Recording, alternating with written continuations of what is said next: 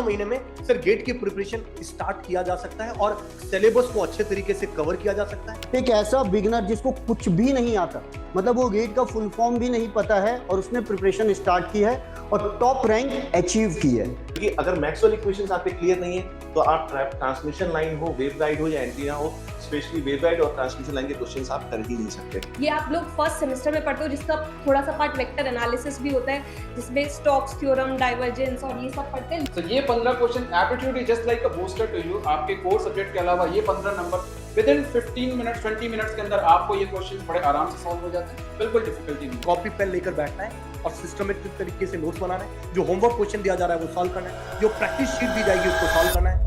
Hello मेरे प्यारे दोस्तों, तो यार कैसे आप लोग। गेट 2026 के लिए भी 7 महीने बचे हुए हैं और बहुत सारे बच्चों को ये डाउट रहता है कि क्या सर मैं अभी से अपनी प्रिपरेशन को स्टार्ट करूं तो क्या मैं सिंगल डिजिट या डबल डिजिट रैंक ला सकता हूं, क्योंकि सर मेरा सपना था आईआईटी से एमटेक करने का, या मेरा सपना था सर पीएसयू में जॉब करने का। और जब मैं बात इलेक्ट्रॉनिक्स की करता हूं तो अच्छी खासी सीट्स होती है आईआईटी के अंदर भी, और नंबर ऑफ ब्रांचेस भी है जो काफी कुछ है। जैसे मैं वीएलएसआई की बात करूं या सिग्नल प्रोसेसिंग की बात करूं या कम्युनिकेशन की सिस्टम की बात करूं, कम्युनिकेशन नेटवर्क की बात करूं, इस तरीके से बहुत सारे डिफरेंट ब्रांचेस हैं जिसके अंदर इलेक्ट्रॉनिक्स एंड कम्युनिकेशन वाले बच्चे एलिजिबल है। साथ में अगर मैं पीएसयू की भी बात करूं तो ऑलमोस्ट सारी पीएसयूज के अंदर इलेक्ट्रॉनिक्स की वैकेंसी रहती है। हाँ, नो डाउट वो वैकेंसी थोड़ी कम, किसी में थोड़ी ज्यादा, बट यस वैकेंसी रहती है। चाहे मैं बीईएल की बात करूं या बीएचईएल की बात करूं या पावर ग्रिड कॉर्पोरेशन लिमिटेड की बात करूं या एनटीपीसी की बात करूं, पर मोस्ट इंपॉर्टेंट चीज है कि क्या 7 महीने में सर गेट की प्रिपरेशन स्टार्ट किया जा सकता है और सिलेबस को अच्छे तरीके से कवर किया जा सकता है। क्या अच्छी रैंक हम इस मेहनत से अगर 7 महीने कर भी लें तो क्या उसके लिए लाया जा सकता है, और ये डाउट बच्चों को रहता ही। तो इसके लिए सेशन को शुरुआत करने से पहले मैं आपको 2015, 16, 10 के आसपास की जो सिचुएशन है उसके बारे में बताना चाहता हूं। दोस्तों, जब ऑफलाइन इंडस्ट्री था और ऑनलाइन की कोई क्लासेस नहीं चलती थी, उस समय की बात है कि 2 टाइम में बैचेस लॉन्च किए जाते थे। एक होता था जनवरी फरवरी का टाइम, जब आपके सेमेस्टर ब्रेक एकदम खत्म होता था, दिसंबर में खत्म होता था और जनवरी से क्लासेस शुरू होती थी। उस समय बच्चे गेट की प्रिपरेशन करना स्टार्ट करते थे। और दूसरी चीज रहती थी यही जून जुलाई, जब उनका ऑड सेमेस्टर खत्म होता था और वो अपनी प्रिपरेशन को स्टार्ट करते हैं। ऑड इवन होगा मेरे ख्याल से, इवन सेमेस्टर खत्म होता था और वो अपनी प्रिपरेशन को स्टार्ट करते थे, फाइनल ईयर में आते थे। दोनों ही सिचुएशन में कोई एक नहीं, एन नंबर ऑफ एग्जाम्पल है जिन बच्चों ने अपनी प्रिपरेशन को स्टार्ट किया और 6 to 7 मंथ के अंदर प्रिपरेशन के अंदर सिंगल डिजिट के अंदर भी रैंक लेके आए, डबल डिजिट में अंदर रैंक आए, और कैसे एक बच्चे नहीं ऐसे बहुत सारे बच्चे। तो यस, उस एन नंबर ऑफ स्टूडेंट पे आप भी आ सकते हैं, बट यस वो तभी आ सकते हैं जब अपनी प्रिपरेशन को आप शुरुआत करते हो, और शुरू कल से नहीं, शुरुआत अब भी से करना होगा। और सिलेबस वाइज भी बात करूं दोस्तों, तो डेटा साइंस के बाद डीए के बाद सबसे छोटा सिलेबस इलेक्ट्रॉनिक्स का ही है। नो डाउट सिलेबस जो सब्जेक्ट है वो थोड़े कॉम्प्लेक्स है, बट ये सिलेबस की जो लेंथ की बात की जाए वो सबसे छोटी है। वन बाय वन डिस्कशन करेंगे, पर सबसे पहले हमारी पूरी टीम है इलेक्ट्रॉनिक्स की, और साथ में legendary teacher Sanjay Rathi sir है, जो 4 टाइम्स ईएससी क्वालिफाइड है और एनालॉग और ईडीसी के महारथी है। सबसे पहले सर के पास चलते हैं और सर से पूछते हैं कि सर क्या ये 7th मंथ के अंदर गेट में single digit double digit rank लाया जा सकता है, और अगर लाया जा सकता है तो कोई एग्जांपल है जो लेकर आए हैं, प्लीज शेयर करिए हमारे साथ। Rathi sir. Thank you Chandan sir. Guys, Chandan sir ने कहा 7 मंथ से हमारे पास इस एग्जाम को निकालने के लिए।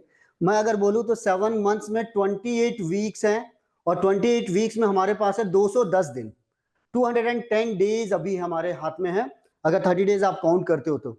और अगर इंजीनियर की कैपेसिटी की बात की जाए तो दोस्तों याद रखना, इंजीनियर वो है जो रात भर में सेमेस्टर निकालता है, तो मुझे लगता है 210 दिन तो काफ़ी आपको निकालने के लिए। और ऐसे बहुत सारे एग्जांपल्स हैं। मैं अगर अपने 24 ईयर्स की टीचिंग एक्सपीरियंस की बात करूं तो दिल्ली में through offline classes, online classes, एक ऐसा बिगनर जिसको कुछ भी नहीं आता, मतलब वो गेट का फुल फॉर्म भी नहीं पता है और उसने प्रिपरेशन स्टार्ट की है और टॉप रैंक अचीव की है। तो प्रॉपर स्ट्रेटजी के साथ, पूरे डेडिकेशन के साथ अगर आप स्टार्ट करते हैं तो within 7 months you can clear this exam. Chandan sir, over to you. बिल्कुल। और सर रही बात एग्जाम्पल की, तो आपको एक चीज बता देता हूं, शायद आप भी उसको जानते होंगे, याद होगा आपको वो स्टोरी। वैभव, तो मेरी सर जो गेल के अंदर है, all India rank 19 I think उसका था वैभव का। यस, 19, और अभी वो गेल में पोस्टेड है। यस तो सर मेरी अभी 2-3 दिन पहले ही उससे बात हुई थी। मुझे गेल में एक बच्चे का इंटरव्यू है, अभी इंटरव्यू चलने वाले हैं। शायद जो बच्चे देख रहे होंगे इस चीज के उनको भी आइडिया होगा या इलेक्ट्रॉनिक्स वालों को आइडिया होगा कि अभी गेल के इंटरव्यू का कॉल लेटर आ गया और शुरू होने वाला। तो मेरी उससे बात हो रही थी, तो वो एग्जाम्पल में मेरे जहन में कि सर उसने फाइनल ईयर में लगभग 6-7 महीने की प्रिपरेशन में ही उसने 19 रैंक लेके आया था गेट के अंदर। तो दोस्तों यस पॉसिबल है, और ऐसे एक एग्जाम्पल नहीं, ऐसे बहुत सारे एग्जाम्पल है। और सबसे यहाँ पर स्मार्ट वे में प्रिपरेशन करना बहुत जरूरी है। और जब बात स्मार्ट वे में प्रिपरेशन की होती है तो मैथमेटिक्स और एप्टीट्यूड का रोल बहुत बढ़ जाता है, क्योंकि मैथमेटिक्स अपने आप में ही 13 नंबर का जो फिक्स है इसी के अंदर आएगा ही आएगा, और एप्टीट्यूड सबसे हाईएस्ट 15 मार्क्स का जो 28 मार्क्स के टीचर आपके साथ ही। और भी कुछ कोर सब्जेक्ट है, EDC, analog, network, control system, सब कुछ का डिस्कशन करेंगे। पर साक्षी मैम आपने सिलेबस को देखा होगा, क्या लगता है क्या इस सिलेबस को अच्छे तरीके से कवर किया जा सकता है, फुल मार्क्स लाया जा सकता है जो बच्चे अभी से प्रिपरेशन शुरू करते हैं? सर बिल्कुल फुल मार्क्स लाया जा सकता है, क्योंकि जो मैथ्स का सिलेबस है वो बहुत डेप्थ में नहीं है। मतलब टॉपिक्स हैं लेकिन इतना ज्यादा डिटेल, आपको क्वेश्चंस समझना पड़ेगा, आपको कॉन्सेप्ट समझना पड़ेगा, and then you can use that concepts to solve that question. और True. अगर देखोगे तो उतना डिफिकल्ट नहीं है नहीं है। क्वेश्चन के लेवल कि आपको बहुत ज्यादा डिफिकल्टी हो Difficulty हो। सॉल्व करने में। तो आप बिल्कुल। इजीली सॉल्व कर सकते हो और इजीली प्रिपेयर कर सकते हो। अभी तो जैसे सर ने बताया 200 डेज मोर देन इनफ है for more GATE then F है, प्रिपरेशन। बिल्कुल। Sir aptitude Yes. मेरे ख्याल से 70-80 घंटा बच्चा डिवोट करके आराम से एप्टीट्यूड में जो 15 नंबर का 15 अपने पॉकेट में रख सकता है। पॉसिबल है इलेक्ट्रॉनिक्स वाले बच्चों के लिए भी? डेफिनेटली पॉसिबल है सर, बिकॉज एवरी टाइम जो हम लोग देखते हैं सिलेबस हमारा बिल्कुल चेंज नहीं है। हमारे पास क्वांट है, रीजनिंग है, वर्बल है और स्पेशल है। सो बिल्कुल। बहुत सारी चीजें बच्चों को पहले से पता होती है। फॉर एग्जांपल वर्बल वाला पार्ट बच्चों को स्टार्टिंग से नहीं करना होता है। बच्चा इंग्लिश में थोड़ा बहुत जानकारी रखा रहता है। परसेंटेज का हो गया, प्रॉफिट लॉस, ये सारी चीजें बच्चों को पहले से पता होती है। एंड सिंस हम लोग को ग्राफिकल इंटरप्रिटेशन का आइडिया होता है तो डीआई सेक्शंस भी ज्यादा डिफिकल्ट होता है। डिफिकल्टी होता है। सो 70 आवर्स तो मोर देन एनफ होता है किसी भी बच्चे को पूरा सिलेबस कवर करके पूरा कंठस्थ करने के लिए, जिसको कहते हैं बिल्कुल आराम से। और जब अविनाश सर आपके साथ है तो आपको टेंशन लेने की जरूरत क्या है? सर ईएमएफटी से बच्चों को बहुत डर लगता है, क्या कहना चाहेंगे? क्या ईएमएफटी अच्छे तरीके से कर सकते हैं? स्कोरिंग है स्पेशली इलेक्ट्रॉनिक्स वाले बच्चों के लिए? सर बिल्कुल, एक्चुअली अगर आप एमएफटी को देखें बच्चों तो आप देखेंगे ना कि आपके जितने भी इलेक्ट्रॉनिक्स में सब्जेक्ट हैं उसका कहीं ना कहीं जो बेस है वो एमएफटी से ही निकल के आता है। चाहे वो आप पीएन जंक्शन डायोड की बात करें, चाहे आप बीजेटी की बात करें, चाहे वो इलेक्ट्रॉन का मूवमेंट हो, चाहे होल्स का मूवमेंट हो, या आप करंट भी डिस्कस कर रहे हैं तो करंट होती क्या है, डिस्प्लेसमेंट करंट क्या होती है, डिफ्यूजन करंट क्या होती है, कंडक्शन करंट क्या होती है। जब तक ये बेसिक कॉन्सेप्ट्स आपके पास नहीं होते हैं तो आप जो बड़े सब्जेक्ट हैं आपके उनको आप नहीं समझ पाते हैं। तो आप कह सकते हैं एमएफटी सर एक कोर सब्जेक्ट है इलेक्ट्रॉनिक्स के लिए और ये अच्छा खासा रोल गेट में प्ले करता है। बिल्कुल। वन बाय वन आप लोगों को हम सारे सब्जेक्ट का भी बताएंगे, किस तरीके से पढ़ना है, क्या इंपॉर्टेंट चीज, और एक जबरदस्त सरप्राइज भी आप लोगों के इस सेशन के अंदर हम रिवील करने वाले हैं। राइट, तो वन बाय वन करके सबसे पहले सीधा सीधा अपन चलते हैं और डिस्कशन करते हैं पहले सब्जेक्ट की क्यों गेट जरूरी है, वो सबसे इंपॉर्टेंट चीज। तो दोस्तों अगर मैं बात करता हूं कि क्यों गेट जरूरी है, तो पीएसयू में जाने का सपना हो या फिर आपको आईआईटी में जाने का सपना हो, आप आसानी से उस चीज को पूरा कर सकते हो। सबसे फर्स्ट अगर मैं इसके सिलेबस की बात करता हूं दोस्तों, तो network theory, control system, signals and system, electronics devices and circuits, analog electronics, digital electronics, communication systems, इसका वेटेज सबसे ज्यादा अच्छा खासा होता है, electromagnetic field theory, mathematics and aptitude. ये आपका सिलेबस है पूरा इलेक्ट्रॉनिक्स का सिलेबस। सर इसमें वन बाय वन सब्जेक्ट की बात करते हैं कि किसमें क्या इंपॉर्टेंट है। तो सबसे फर्स्ट नेटवर्क थ्योरी की बात करता हूं, तो नेटवर्क में किस तरीके से पढ़ना है, क्या इंपॉर्टेंट चीज है, तो उसके लिए सीधा राठी सर के पास चलते हैं, क्योंकि जो इलेक्ट्रॉनिक्स वाले बच्चे हैं उनको ये सब्जेक्ट संजय राठी सर ही पढ़ाने वाले हैं, जो अपने आप में ही महान टीचर है और 4 टाइम्स ईएससी यानी इंजीनियरिंग सर्विसेज क्वालिफाइड है और डिप्टी डायरेक्टर थे मिनिस्ट्री ऑफ पावर के अंदर। Sanjay Rathi sir please. Thank you sir. Guys अगर आप नेटवर्क की बात करें तो सबसे पहला सब्जेक्ट होता है जिसमें हमें कमांड करनी है। काफ़ी अच्छा वेटेज है, डायरेक्ट क्वेश्चंस आएंगे और इनडायरेक्टली आपको काफ़ी सारे सब्जेक्ट्स में हेल्प करेगा, चाहे वो एनालॉग की बात हो चाहे वो ईएमएफटी की बात हो। ओके, अब देखते हैं कि सबसे इंपॉर्टेंट टॉपिक्स क्या हैं। तो सबसे पहले देखो theorems. Every year there will be question from theorems, especially from Thevenin's, Norton's and what maximum power transfer theorem, और easily आप इस टॉपिक पर कमांड कर सकते हो। राइट, फिर आता है जो दूसरा है transient analysis. Guys transient analysis को हम 2 पार्ट में डिवाइड कर देते हैं, first order circuit and second order circuit, RC circuit, RL circuit. Normally electronics वालों के लिए आरसी सर्किट ज्यादा इंपॉर्टेंट है, कैपेसिटर का रोल ज्यादा होता है, और इलेक्ट्रिकल वालों के लिए इंडक्टर का रोल ज्यादा होता है। तो ज्यादातर क्वेश्चंस आपके कैपेसिटर बेस्ड होंगे और इससे काफी अच्छे क्वेश्चंस आएंगे, डीसी ट्रांजिएंट पर क्वेश्चन आएंगे। अब थर्ड पॉइंट जो इंपॉर्टेंट है वो आता है steady state analysis of sinusoidal signal. यहां पर हम लोग डिस्कस करेंगे कॉम्प्लेक्स नंबर्स जो बेसिक्स हैं, and then how to solve the questions, phasor का यूज क्या होता है, और पूरी theorems, Thevenin's, Norton's, superposition theorem का एप्लीकेशन क्या है विद साइनोसॉइडल सिग्नल। तो यहां से डेफिनेटली वन क्वेश्चन आप एक्सपेक्ट कर सकते हो। फिर guys two port network, H parameter, Y parameter, Z parameter, ये सब इंपॉर्टेंट टॉपिक है। A B C D parameters, lattice equivalent diagram, और जब आप हाइब्रिड पैरामीटर्स पर कमांड करते हैं तो जैसा कि मैंने कहा ना, टू पोर्ट नेटवर्क जो एनालॉग में आता है, जब एम्पलीफायर हम लोग सॉल्व करते हैं तो वहां ये आपकी बहुत ज्यादा हेल्प करेगा। ओके, तो ये आया टू पोर्ट नेटवर्क। आप इससे भी एक्सपेक्ट करेंगे, कभी 2 मार्क्स का आ रहा है, कभी 4 मार्क्स के क्वेश्चन आ रहे हैं। देन गाइज एक मैग्नेटिक सर्किट पर भी क्वेश्चन आता है, जहां पर हम लोग कपल्ड सर्किट की बात करते हैं, डॉट कन्वेंशन की बात कर रहे हैं। ओके, ये सब, और साथ में एक चीज जरूर याद रखिएगा, अगर इसमें आप एक्स्ट्रा ऑर्डिनरी कमांड करना चाहते हैं, then what, KCL, KVL, mesh, nodal, star delta transformation, इस पर आपको करनी होगी एक्स्ट्रा ऑर्डिनरी कमांड। वो बनेगा 2 + 2 = what 4। तो इस तरीके से हम इस सब्जेक्ट पर कमांड कर सकते हैं। Second thing, it is a highly reliable subject. Chandan sir. बिल्कुल। तो यार नेटवर्क थ्योरी अप्रोक्सीमेटली 9 से 10 नंबर का आता है, और इस 10 नंबर को पूरे के पूरे आप पॉकेट में रख सकते हैं, और इसी वजह से नेटवर्क थ्योरी को स्कोरिंग सब्जेक्ट बोला जाता है। कि अगर आपको नेटवर्क थ्योरी आता है, केवीएल केसीएल आता है, आपको पास स्टार डेल्टा का कन्वर्जन आता है, आपको नोडल आता है, आपको मैश एनालिसिस आता है, आपको थ्योरम्स के बारे में पता है, आप तो डेफिनेटली आप अच्छा खासा स्कोर कर सकते हो, और लगभग 10 के 10 नंबर आप पॉकेट में रख सकते हो। दूसरी चीज, एक फंडामेंटल सब्जेक्ट है। क्यों? क्योंकि बहुत सारे सब्जेक्ट हैं जिसका बेस नेटवर्क थ्योरी है। तो अगर आपका नेटवर्क थ्योरी अच्छा है तो बाकी के सब्जेक्ट ऑटोमेटिकली अच्छे होने के चांसेस बढ़ जाते हैं। अब बात करते हैं दूसरा जो स्कोरिंग सब्जेक्ट है, दैट इज डिजिटल लॉजिक या डिजिटल इलेक्ट्रॉनिक्स। डिजिटल इलेक्ट्रॉनिक्स के सिलेबस में वैसे तो पहला पार्ट है बेसिक पार्ट, जिसके अंदर लॉजिक गेट आता है, फिर minimization, Boolean algebra, K map आता है, उसके बाद कॉम्बिनेशनल सर्किट, उसके बाद सिक्वेंशियल सर्किट, फिर analog to digital, digital to analog converter, last में डिले से रिलेटेड आता है।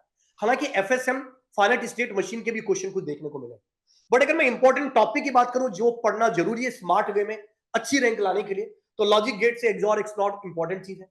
के मैप से सीधा क्वेश्चन दिखता है, specially implicant, prime implicant, essential prime implicant, multiplexer, adder और डिकोडर, ये बहुत इंपॉर्टेंट है, जहां से सीधे सीधे क्वेश्चन पूछे जाते हैं, और मार्क्स तो पता नहीं, गेट वालों का विशेष स्नेह है इससे, हर साल एक क्वेश्चन टपका देते हैं मल्टीप्लेक्सर से।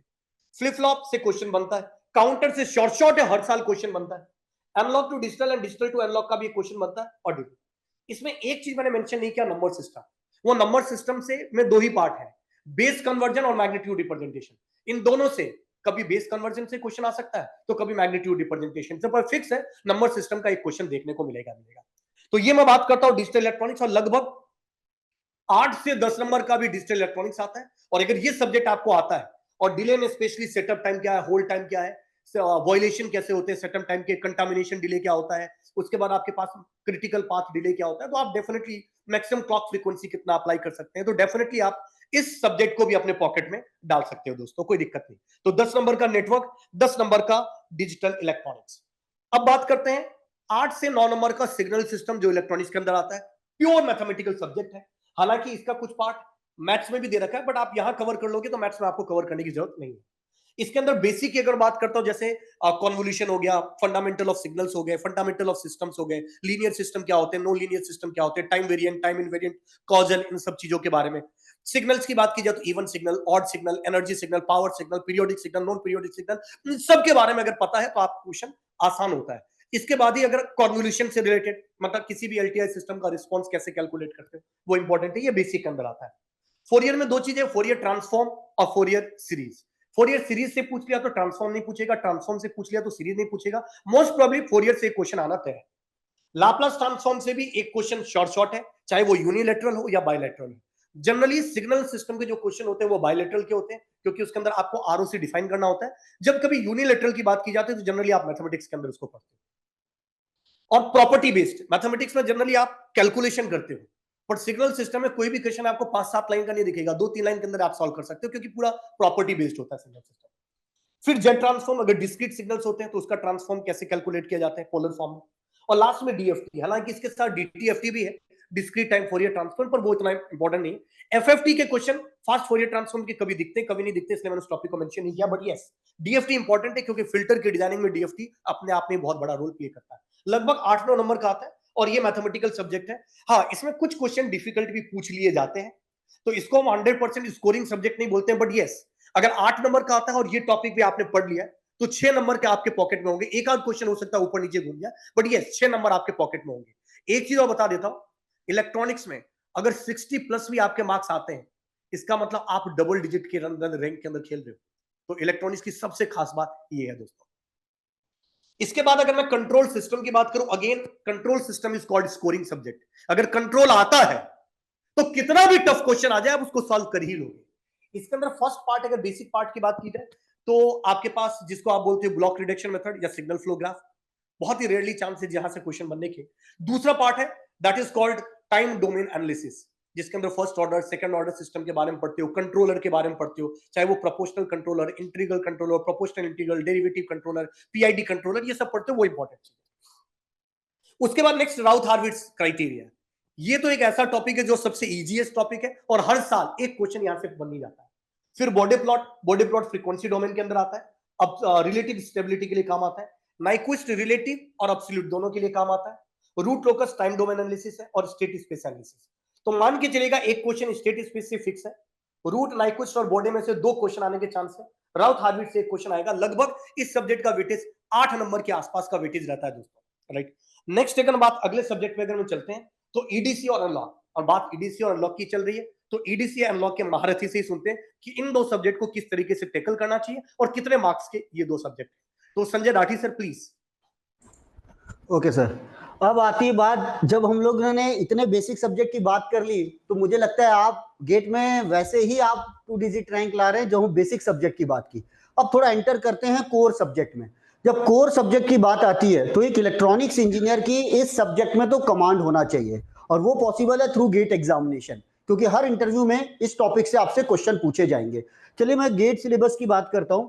तो सबसे पहला जो टॉपिक है सेमीकंडक्टर फिजिक्स। दिखने में तो आपको लग रहा है सेमीकंडक्टर फिजिक्स, लेकिन ये पूरा जर्मेनियम सिलिकॉन के बारे में बात करेगा। पूरा डिटेल में हम जर्मेनियम सिलिकॉन के वो देखते हैं, मास एक्शन लॉ, और फिर एक इंपॉर्टेंट टॉपिक है जिसपे हर साल एक क्वेश्चन आप एक्सपेक्ट कर सकते हो, that is Fermi level. Okay, then अब आती है कंटिन्यूटी इक्वेशन की बात, वो भी सेमीकंडक्टर का पार्ट है। जब करंट की इक्वेशंस आपको निकालना हो, आपको सेमीकंडक्टर के बारे में डिटेल में पता करना हो, उसके नेचर के बारे में, ग्राफ्स के बारे में, तो सभी क्वेश्चन बनेंगे सेमीकंडक्टर फिजिक्स से।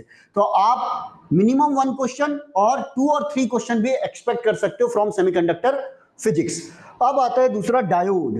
तो जब डायोड का मतलब है PN junction, diffusion capacitance, transition capacitance, diode की वर्किंग क्या है। अब हम एप्लीकेशन की बात नहीं करते, कई बच्चे कंफ्यूज हो जाते हैं। ईडीसी अलग है, एनालॉग का मतलब है एप्लीकेशन ऑफ दिस डिवाइसेस।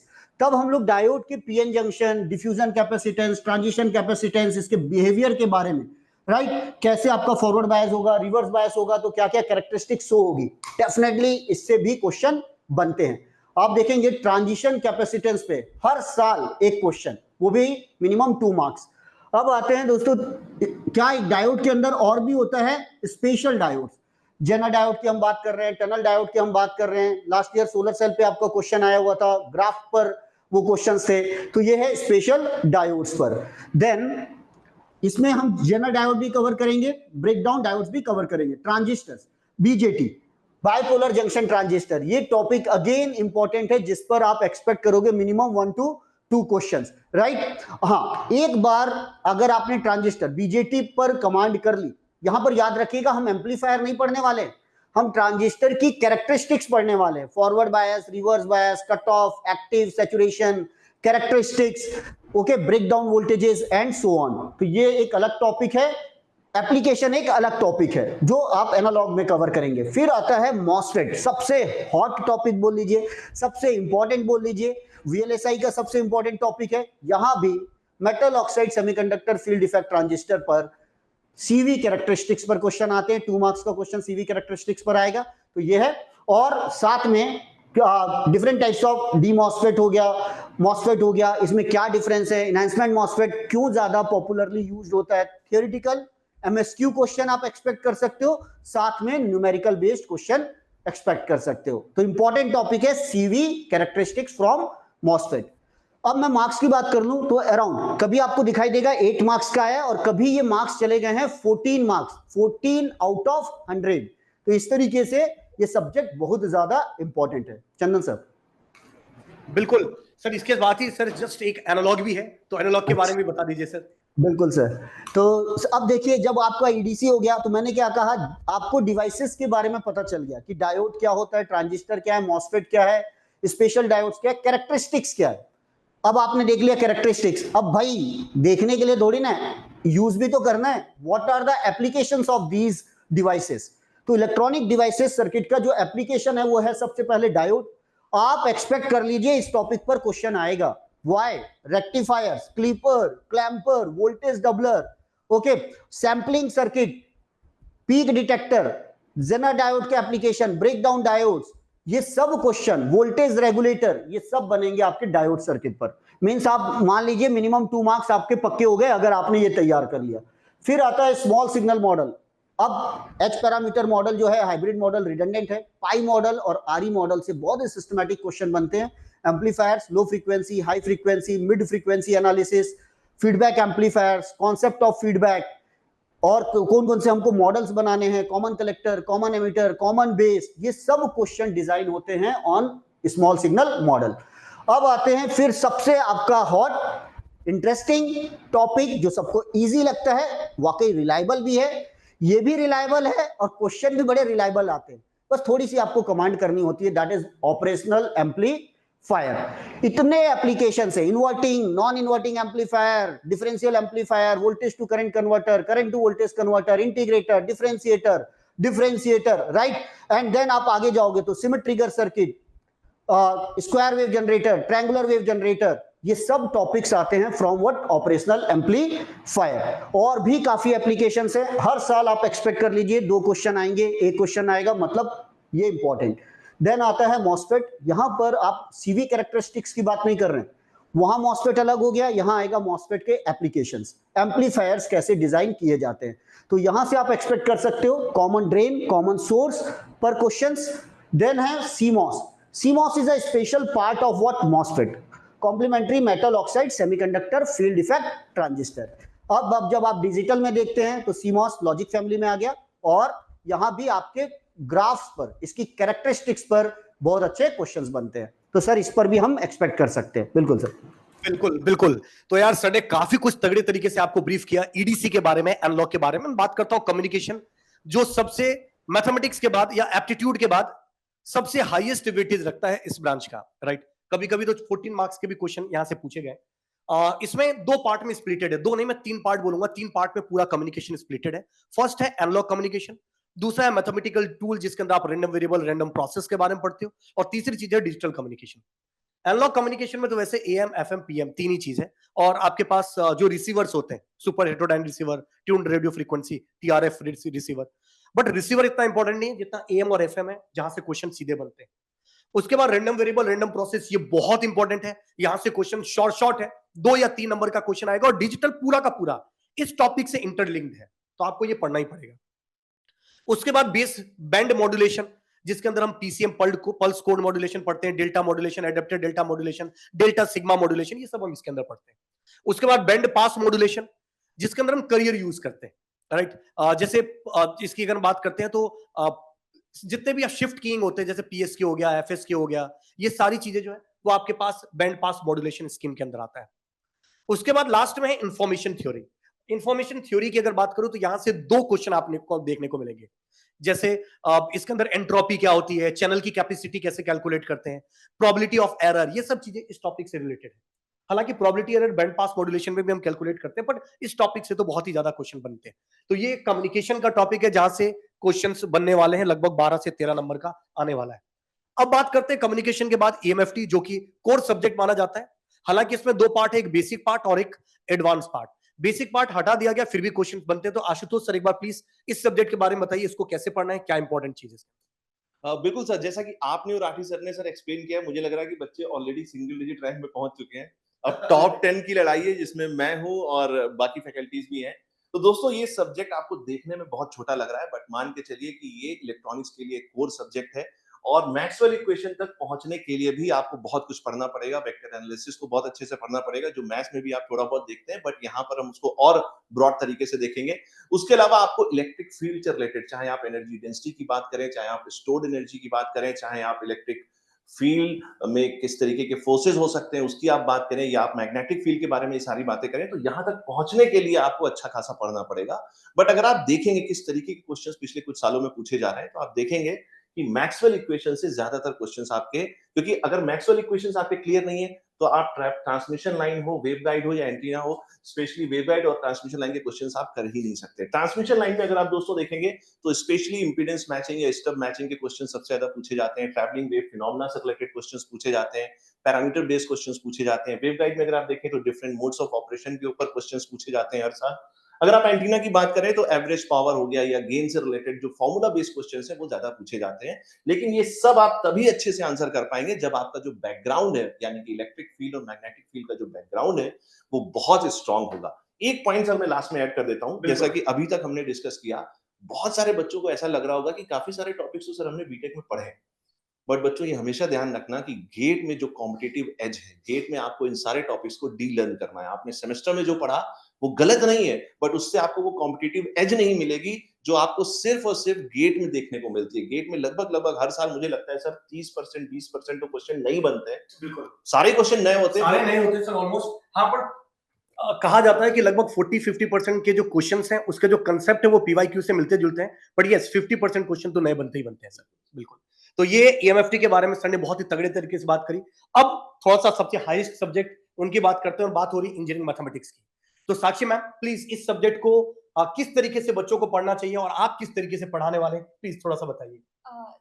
तो इंजीनियरिंग मैथमेटिक्स जैसा सर ने बताया बहुत ज्यादा स्कोरिंग सब्जेक्ट है, और जैसा मैंने भी अभी थोड़ी देर पहले डिस्कस किया, बहुत डिफिकल्ट क्वेश्चन नहीं है। अगर आपको कॉन्सेप्ट आता है, आपने समझ लिया, तो आप डायरेक्टली क्वेश्चन कर सकते हो और कॉन्सेप्ट को डायरेक्ट अप्लाई कर सकते हैं।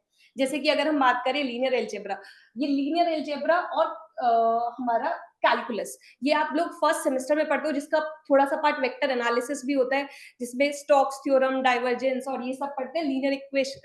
लीनियर अलजेब्रा में हम मैट्रिसेस के बारे में पढ़ते हैं, मैट्रिसेस ऑपरेशंस के बारे में पढ़ते हैं, system of linear equation, rank, nullity, all those things, and later on vector basis and independence, dependence of vectors, all those things हम लोग लीनियर अलजेब्रा में पढ़ते हैं, और इससे हमेशा क्वेश्चन पूछे जाते हैं। एंड अगर हम कैलकुलस की बात करें तो कैलकुलस कंपैरेटिवली इजी होता है बाकी सारे टॉपिक से, क्योंकि आपको क्या करना होता है, उसमें लिमिट निकालते हो, उसके बाद रोल्स मीन वैल्यू थ्योरम और लेग्रांज मीन वैल्यू थ्योरम, इन सारी वैल्यूज थ्योरम पे काम करते हो। उसके बाद डिफरेंशियल इक्वेशन। अब जब डिफरेंशियल इक्वेशन की बात होती है तो क्वेश्चन जो बनते हैं first order differential equation, higher order differential equation, तो सब तरीके की डिफरेंशियल इक्वेशन पढ़नी है। उसके बाद पार्शियल डिफरेंशियल इक्वेशन पढ़नी है, जिसको आपको समझना है कि उसके सॉल्यूशन को कैसे निकालना है। Then later on we have complex analysis. अब कॉम्प्लेक्स एनालिसिस में जो क्वेश्चन बनता है मेनली कॉशी इंटीग्रल थ्योरम से पूछते हैं, उसके बाद रेसिड्यू थ्योरम है, तो जिनसे क्वेश्चंस पूछे जाते हैं regularly. And then we have numerical method, जिससे क्वेश्चन पूछे जाते हैं। और जैसा कि सर ने बताया ईएमएफटी में हम वेक्टर एनालिसिस पढ़ते हैं, सेम हमारा मैथ्स में भी है जो वेक्टर एनालिसिस वाला पार्ट है, और सेम हमारे पास प्रोबेबिलिटी एंड स्टैट्स वाला पार्ट होता है, जिसमें हम डिस्ट्रीब्यूशन और प्रोबेबिलिटीज, मीन, मीडियन, मॉड पढ़ते हैं, और उसका कुछ पार्ट रैंडम वेरिएबल जो हम दूसरे सब्जेक्ट्स में भी पढ़ते हैं। तो बेसिकली ये मैथ्स का पोर्शन है और इजीली स्कोरेबल है। 13 मार्क्स यहाँ पे, 13 to 14 मार्क्स जो भी यहाँ से 13 मार्क्स का एग्जैक्ट मैथमेटिक्स एग्जैक्ट फिक्स दे रखा है कि 13 मार्क्स का एप्टीट्यूड होगा। हालांकि थोड़ा बहुत वेरिएशन दिखता है, क्योंकि वेक्टर को लेके सब लड़ रहे होते हैं कि ये इस टॉपिक मैथ्स का है कि ये ईएमएफटी का है। तो कुछ कुछ टॉपिक है जैसे इंटरलिंक ट्रांसफॉर्मर और ट्रांसफॉर्म से रिलेटेड जब क्वेश्चन आता है तो पता नहीं चलता कि ये सिग्नल सिस्टम का पार्ट आ गया कि ये मैथमेटिक्स का पार्ट आ गया। तो प्रोबेबिलिटी में बच्चा कंफ्यूज हो जाता है कि ये एप्टीट्यूड है कि ये किधर है। तो हालांकि उसका तो सेगमेंट ही अलग है, बट फिर भी एक तरीके से देखा जाए तो मैथमेटिक्स की बात हमने कर ली। अब बात करते हैं दोस्तों एप्टीट्यूड, जिसका फिक्स है, शॉर्ट है, 15 नंबर का एप्टीट्यूड और 15 नंबर की बात हो रही है, तो ये पूरे के पूरे 15 आपको पॉकेट में डालने के लिए अविनाश सर प्लीज सर कैसे पढ़ना चाहिए बच्चों को और क्या इंपॉर्टेंट है सर इसके लिए? सबसे पहले जो हमारा एप्टीट्यूड है वो डिवाइडेड होता है quant, reasoning, special and verbal aptitude में। सबसे बड़ा कंफ्यूजन स्टूडेंट्स यहाँ पर ये होता है कि बच्चे सिलेबस ही नहीं समझ पाते। इनको लगता है कि जो बैंकिंग एसएससी का सिलेबस है वही हमारा सिलेबस है, बट हमें इतना डीप में नहीं पढ़ना है। क्वांट में हमारे पास एक क्वेश्चन डीआई से हो जाएगा, एक क्वेश्चन आपके पास लीनियर इक्वेशन से हो जाएंगे, या फिर आपके पास जो क्वाड्रेटिक इक्वेशन है उससे बनेगा, फिर आपके पास जो रेशियो से क्वेश्चन है एक बन जाएगा, प्लस लॉग हो गया, परम्यूटेशन, प्रोबेबिलिटी। लगता है ये मैथ्स के हैं बट स्टिल ये हमारे क्वेश्चंस बनते हैं क्वांट सेक्शन में। आपके 5 नंबर इससे हो गए। रीजनिंग में कोडिंग डिकोडिंग हो गया, इनइक्वालिटी, सिलॉग्स हो गए। इनसे आप जब क्वेश्चंस करोगे ना, लाइक ब्लड रिलेशन हो गया, डायरेक्शन सेंस हो गया, तो बहुत छोटा सिलेबस है, सिलेबस बहुत ज्यादा डीप में नहीं है, बट जो क्वेश्चंस होंगे वो थोड़े यूनिक होते हैं, इंटर रिलेटेड होंगे। 5 इससे भी क्वेश्चंस बन जाते हैं। स्पेशल एप्टीट्यूड एक क्वेश्चन जरूर आता है इससे, जिसमें हमारा जैसे वाटर इमेज या फिर मिरर इमेज हो गया, ट्रांसफॉर्मेशन के क्वेश्चन। बहुत डिफिकल्ट नहीं होगा बट थोड़ा सा आपको इसका बेसिक्स नॉलेज होना चाहिए। वर्बल एप्टीट्यूड आप लोग को पहले से ज्यादा जानकारी होती है, बट फिर भी 2 क्वेश्चन ग्रामर के होते हैं और एक क्वेश्चन सेंटेंस रीअरेंजमेंट हो गया या फिर पैराग्राफ हो गया। सो ये 15 question aptitude is just like a booster to you. आपके कोर सब्जेक्ट के अलावा ये 15 number within 15 minutes 20 minutes के अंदर आपको ये क्वेश्चंस बड़े आराम से सॉल्व हो जाते हैं, बिल्कुल डिफिकल्टी नहीं होती इनको सॉल्व करने में। बिल्कुल, तो यार सर ने बहुत जबरदस्त तरीके से बताया। और एप्टीट्यूड देखो, मुझे इतना पता है कि नहीं भी पढ़ के जाओगे ना तब भी एप्टीट्यूड सॉल्व कर दोगे, पर दिक्कत क्या है, एक क्वेश्चन को सॉल्व करने में 10 मिनट भी लग सकते हैं। और जो पूरा का पूरा गेम है ना, ये टाइम मैनेजमेंट का है, और टाइम मैनेजमेंट करना है तो पहले सब्जेक्ट को सीखना होगा। तो एप्टीट्यूड को जो आप लाइटली लेते हो ना, वो एप्टीट्यूड को ज्यादा लाइटली लेने की जरूरत नहीं। एक बच्चा जिसका 1100-1200 के आसपास इस बार रैंक आया, उस बच्चे के एप्टीट्यूड में सिर्फ 4 मार्क्स आए थे, और वो फिर से इस साल रिपीट कर रहा है, और वो कह रहा है सर एप्टीट्यूड को मैंने बहुत लाइटली लिया और ये मेरे लिए सबसे ज्यादा दिक्कत वाली बात थी, और इसी वजह से एप्टीट्यूड के क्वेश्चन में वो घबरा गया, और वो पहला ही पोर्शन था एप्टीट्यूड का। इस वजह से उसका कॉन्फिडेंस भी इतना डाउन हुआ कि वो कर ही नहीं पाया। ये मैं सीएस की बात बता रहा हूं। तो नो डाउट आपको एप्टीट्यूड को बहुत सीरियस रखने की जरूरत है। अब बात करते हैं दोस्तों कि अगर हमने ये तो सर सब्जेक्ट का आपने पूरा बताया, पर एक और चीज जबरदस्त आप लोगों के लिए दोस्तों, गेट 2026 इलेक्ट्रॉनिक्स एंड कम्युनिकेशन के लिए जो बच्चे प्रिपरेशन कर रहे हैं उनको मैं बता दूं, 2 चीजों की सबसे ज्यादा जरूरी है। एक कि सर कंसेप्चुअल क्लियरिटी होनी चाहिए, और दूसरा क्वेश्चन प्रैक्टिस बहुत अच्छे तरीके से होना चाहिए। तो दोस्तों ये थ्योरी और क्वेश्चन प्रैक्टिस दोनों के लिए जीएफजी यानी कि गिग्स फॉर गिग्स आप लोगों के लिए फर्स्ट टाइम लेकर आया है गेट 2026 का बैच। और ये सिर्फ गेट का बैच नहीं, इस बैच के अंदर सिर्फ गेट ही नहीं पढ़ाया जाएगा, इस बैच में आपके गेट के सिलेबस भी कराए जाएंगे कंप्रहेंसिव वे में, क्वेश्चन भी कराया जाएगा बहुत डिटेल्ड में, पीवाईक्यू भी कराए जाएंगे, साथ ही इसरो के जो एडिशनल सब्जेक्ट है उसको भी कराया जाएगा, एनआईसी के जो सब्जेक्ट है उसके जो क्वेश्चन है उसको भी कराया जाएगा। तो ये सिर्फ गेट 2026 का नहीं है, GATE 2026 plus ISRO plus NIC का बैच है जो आप लोगों के लिए फर्स्ट टाइम गिग्स फॉर गिग्स ने लॉन्च किया है। और यहां पर पढ़ाने वाले आपके जबरदस्त टीचर है दोस्तों, जिसमें 1 बाय 1 डिस्कशन करते हैं। पर उससे पहले इसका जो प्राइस रखा गया है ये अफोर्डेबल नहीं, अल्ट्रा अफोर्डेबल रखा गया है। लगभग 800 आवर्स के आसपास का जो कंटेंट है ये आपको दिया जा रहा है 5,999 रुपीज में। इसके लिए आपको बस एक कोड यूज करना होगा, that is code last chance 40। और ये चीज ध्यान रखना, अभी नहीं तो कभी नहीं, ये कुछ टाइम के लिए ये ऑफर है, उसके बाद इसी का प्राइस बढ़कर 9,999 होने वाला है। तो आपको अगर बेनिफिट उठाना है, राइट, बेस्ट टीम से आपको पढ़ना है, तो डेफिनेटली आपको लास्ट चांस 40 ये कोड यूज करना है, and you will get the courses on the 5,999 rupees. Sir कौन कौन पढ़ाने वाले हैं इसमें? तो साक्षी मैम पढ़ाएंगे, मैं पढ़ाने वाला हूं, अविनाश सर पढ़ाने वाले हैं, आशुतोष सर पढ़ाने वाले हैं, और संजय राठी सर आपको इस बैच के अंदर पढ़ाने वाले हैं। सर कौन कौन है तो थोड़ा सा आपके टीचर से भी आपको मिलाता हूं। सबसे फर्स्ट अगर बात करता हूं दोस्तों, संजय राठी सर जो आपको पढ़ाएंगे, 22+ इयर्स ऑफ टीचिंग एक्सपीरियंस है, मल्टीपल टाइम्स इंजीनियरिंग सर्विसेज यानी आईएएस जिसको आप बोलते हैं वो एग्जाम क्लियर है, एआईआर 16 था, एआईआर 21 था, लगभग 1 लाख से ज्यादा बच्चों को उन्होंने पढ़ाया है, और network theory, microwave control system, EDC, analog, ये सर के एक्सपर्टाइज सब्जेक्ट है जो सर यहां पर आपको पढ़ाने वाले हैं। साथ ही राइट माइक्रो प्रोसेसर भी है जो सर ने लिखा नहीं, कोई दिक्कत नहीं। उसके बाद आपको इसी बैच के अंदर दोस्तों आशुतोष सर भी पढ़ाएंगे जिनका 14+ इयर्स ऑफ टीचिंग एक्सपीरियंस है, एमटेक है आईआईटी बीएचयू से, और ऑथर है इंजीनियरिंग एथिक्स के, पावर सिस्टम जैसी जो बुक्स है इनके ये ऑथर भी रह चुके हैं। इनके जो एरिया ऑफ एक्सपर्ट सब्जेक्ट है power system, electrical machine, electromagnetic field theory, material science, engineering ethics, measurement, ये वो सब्जेक्ट है जिनके कुछ सब्जेक्ट आपके इसरो के सिलेबस में आते हैं, इसी के अंदर भी जो आशुतोष सर आपको पढ़ाने वाले हैं। इसी के साथ दोस्तों मैं आपको पढ़ाने वाला हूं digital electronics, control system, signal system और कम्युनिकेशन, ये चीजें आपको इस बैच के अंदर मैं पढ़ाने वाला हूं। इसके बाद दोस्तों इंजीनियरिंग मैथमेटिक्स की अगर बात करते हैं तो साक्षी मैम जो आईआईटी रुड़की के अलुमनाई है, master in mathematics from IIT Roorkee, 5+ years of teaching experience है, और लगभग 20,000 से ज्यादा बच्चों को मैम ने गाइड किया हुआ है। अविनाश सर आपको पढ़ाने वाले एप्टीट्यूड, जिनका 10+ ईयर्स ऑफ टीचिंग एक्सपीरियंस है, लगभग 10,000 से ज्यादा स्टूडेंट को सर गाइड कर चुके हैं, मेंटरशिप प्रोवाइड कर चुके हैं। मैथमेटिक्स, एप्टीट्यूड एंड रीजनिंग के स्पेशल टीचर है दोस्तों। तो ये टीचर है जो आप लोगों को पढ़ाने वाले हैं, और ये हमारी पूरी टीम है। एक बार सर प्लीज मैम, क्या कहना चाहेंगे सर बच्चे जो इलेक्ट्रॉनिक्स के लिए जो बच्चे अभी शुरुआत करना चाह रहे हैं, क्या इससे ज्यादा लेट करेंगे तो उनके लिए फिजिबल है तब भी एग्जाम को निकालना, या अभी शुरू कर देना चाहिए? क्या कहना चाहेंगे? सर जो भी बच्चे गेट 2026 इवन में अगर कहना चाहूं तो 2027 के लिए भी जो बच्चे अगर प्लान कर रहे हैं, तो आप ये समझो कि आप जितना जल्दी स्टार्ट करोगे उतना अच्छा है। उसका सिंपल रीजन ये है, बहुत सारे बच्चे ऐसे होते हैं सर जिन्होंने शायद बीटेक में उतना अच्छे से चीजों को नहीं पढ़ा है। तो आपको बहुत बेसिक से अपनी फाउंडेशन को स्ट्रॉन्ग करना है। आपकी फाउंडेशन देखो, गेट में मैं आपको बताऊं सर, मैंने कभी गेट सीरियसली नहीं दिया, मतलब मेरे टारगेट्स अलग थे और एग्जाम्स थे। लेकिन मैंने जब भी गेट का एग्जाम दिया तो मैंने देखा कि अगर आपकी तैयारी अच्छी है, उसके बाद आपको किताब रटने की या नोट्स को रिवाइज करने की जरूरत नहीं है, क्योंकि गेट में इतने फंडामेंटल क्वेश्चन आते हैं सर। एक सिस्टम पे एक अंडरग्राउंड इंसुलेटर पे क्वेश्चन आया था, और उसका जो सर्किट डायग्राम होता था सर, कोर का रेजिस्टेंस और शीथ का रेजिस्टेंस, अगर बच्चे ने वो सीरीज पैरेलल ना पढ़ा हो और बाकी सारी थ्योरी रट ली हो तो सर वो क्वेश्चन हो ही नहीं सकता था। और ये गेट का ऐसा ट्रिकी क्वेश्चन था कि बहुत सारे फैकल्टी भी कंफ्यूज हो रहे थे कि भाई इस तरीके से क्वेश्चन बन सकता है।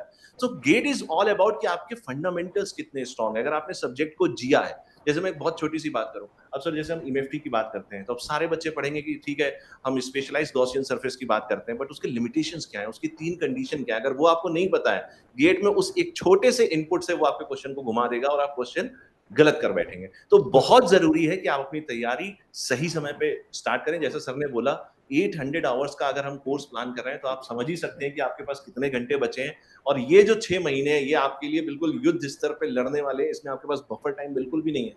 हाँ, अगर आप जनवरी में स्टार्ट कर रहे होते तो शायद आपके पास थोड़ा बहुत टाइम होता, बट ये तो वो टाइम है कि अभी नहीं तो कभी नहीं।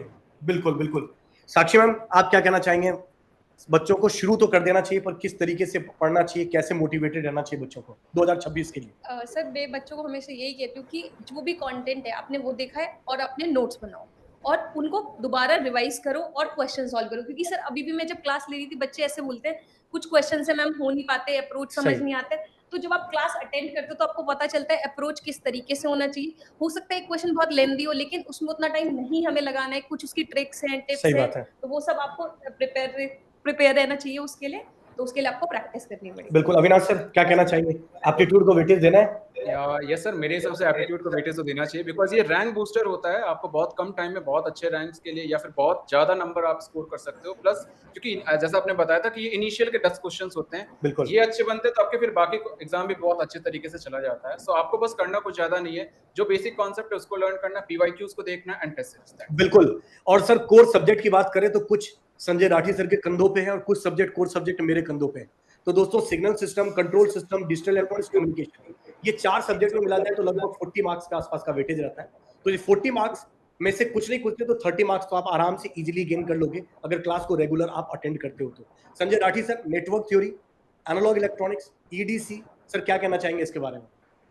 बिल्कुल सर, अगर ये है राइट टाइम, मुझे 3 टाइम चाहिए। देखो 2 चीजें होती हैं, एक तो होता है आप निकालोगे तो आप ही स्टूडेंट ही निकालेगा, एक होता है सेल्फ स्टडी से निकाल सकते हैं, एक होता है अंडर प्रॉपर गाइडेंस। तो अगर मुझे मेरे सब्जेक्ट में नेटवर्क में, ईडीसी में, एनालॉग में, तो एक प्रॉपर सीक्वेंस फॉलो करना है। साथ में मेरी एक स्ट्रैटेजी होती है, सबसे पहले आप 30% जो इजी है, जो आप इजीली बना सकते हो वो सॉलिड कीजिए, उसके ऊपर एक और इमारत खड़ी कीजिए जो मॉडरेट लेवल पर लेकर जाओ अप टू 70%। अब आपने 70% सॉलिड कवर कर लिया, अब रिमेनिंग 30% जो हाई लेवल के क्वेश्चंस आते हैं उसके लिए हम लास्ट में जब टाइम देते हैं, अगर आपसे बनता है तो ओके, वो आपका कॉन्फिडेंस बूस्ट करेगा, लेकिन ये 70% मार्क्स आप अचीव कर पाओगे। तो that's why this is the right time. अगर आप हमें सफिशिएंट टाइम देते हैं, 800 क्लास को कोशिश कीजिए कि आप लाइव क्लासेस अटेंड करते हैं और असाइनमेंट पूरा करते हैं, तो इस बार आप अपने टॉप रैंक अचीव कर सकते हैं। सर, चंदन सर। बिल्कुल। और दोस्तों एक चीज बता देता हूँ, ये जो मेरी 23 रैंक है, दैट 23 रैंक इन इलेक्ट्रॉनिक्स, ये मेरी गेट के अंदर 23 रैंक इलेक्ट्रॉनिक्स में आई है। और ये जो आपको 26 रैंक दिखाई दे रहा है that is in instrumentation, IN branch, ये सीएस की नहीं, राइट? तो मैंने काफी टाइम बच्चों को बताया भी है। और 23 रैंक आती है तो वो तभी आती है जब सब्जेक्ट पर अच्छा खासा कमांड हो। तो यहाँ पर पढ़ाने वाले जबरदस्त टीचर है, आपको किसी चीज की टेंशन लेने की जरूरत नहीं, और बेहतरीन तरीके से बस आपको ये मान के चलना है, कॉपी पेन लेकर बैठना है और सिस्टमेटिक तरीके से नोट्स बनाना है, जो होमवर्क क्वेश्चन दिया जा रहा है वो सॉल्व करना है, जो प्रैक्टिस शीट दी जाएगी उसको सॉल्व करना है, और हर एक क्लास लाइव होगा और इसका रिकॉर्डिंग भी आपके पास अवेलेबल होगा, जिसको आप एन नंबर ऑफ टाइम्स कभी भी कहीं भी देख सकते हैं। और साथ ही आपको मिलेगा टेस्ट सीरीज, जो इसी बैच के साथ इंक्लूसिव मतलब इंक्लूडेड है, राइट। इस बैच में आपको कोई टेंशन लेने की जरूरत नहीं। इसका मतलब सिलेक्शन के लिए जितनी भी चीजों की जरूरत होती है वो सब चीज हम आपको इस बैच के अंदर प्रोवाइड करने वाले हैं। स्टिल अगर आप लोगों की कोई भी क्वेरीज होती है दोस्तों, तो इस वीडियो के कमेंट में जरूर लिखिएगा। Till that, thank you very much, all the very best, जय हिंद दोस्तों।